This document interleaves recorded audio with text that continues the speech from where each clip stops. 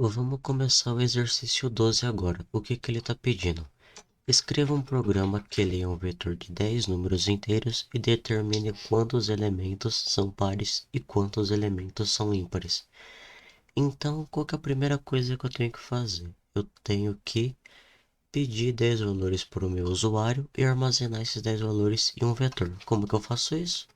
Eu declaro o meu vetor do tipo inteiro tendo 10 posições.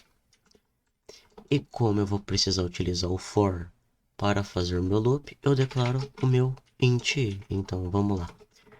I começando no zero, enquanto i for menor ou igual a 9, eu vou incrementar 1 e executar o seguinte código: printf, digite um número.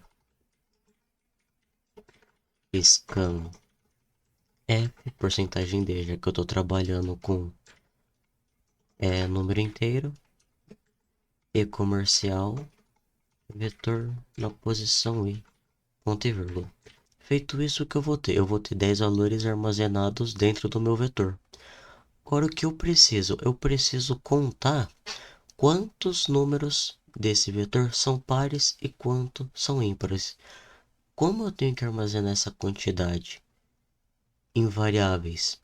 O que eu vou ter? Eu vou ter uma variável do tipo inteiro, que vai armazenar a quantidade de números pares, e ela vai começar valendo zero, porque é aquilo. Como eu vou ter que ficar somando 1 sempre que eu ter um número par, eu coloco ela começando valendo zero. A mesma coisa para o ímpar. Colocar ímpares aqui.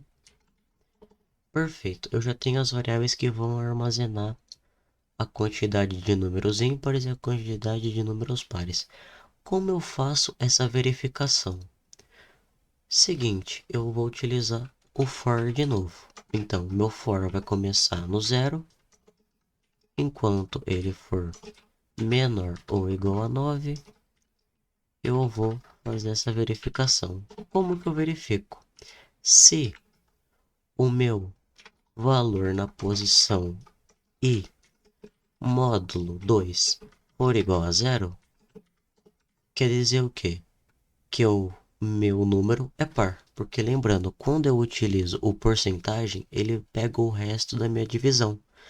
Então, por exemplo, se eu dividir 2 por 2, eu vou ter um resto zero. Esse resto zero fala o quê? Que meu número é par.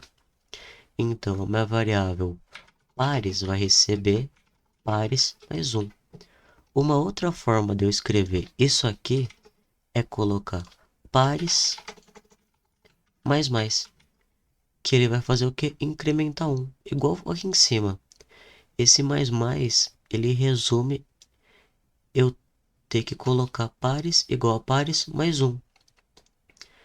E o que vai acontecer? Se o meu valor no posição i for divisível por 2 e o resto for zero, ele vai ser par. Se não, ele vai ser ímpar. Feito isso, o que eu tenho? Eu tenho o teste verificando se ele vai ser par. E se não for, eu já sei que ele é ímpar.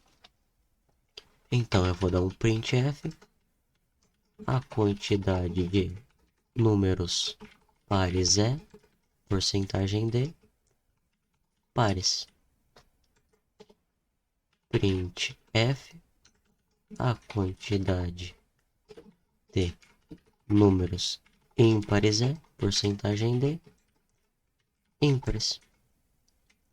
Eu vou colocar um /d aqui no final para ele quebrar uma linha e vou executar. Eu vou digitar 1, 2, 3, 4, 5, 6, 7, 8, 9 e 10. A quantidade de números pares é 5, a quantidade de números ímpares é 5. E tá correto sim, porque 10 é par, 8, 6, 4 e 2. 5 números pares, 1, 3, 5, 7, 9. 5 números ímpares. Então, o ponto desse exercício era o quê? eu saber que eu ia precisar utilizar um for, eu lembrar que quando eu quero achar se um número é par ou ímpar, eu uso o módulo para pegar o resto. Se esse resto for igual a zero, eu sei que é par. Se ele não for igual a zero, então ele automaticamente vai ser ímpar. E também eu preciso lembrar, sempre que eu for fazer esse tipo de operação de soma dentro de um for, eu preciso colocar ela valendo alguma coisa. E o exercício 12 é basicamente isso.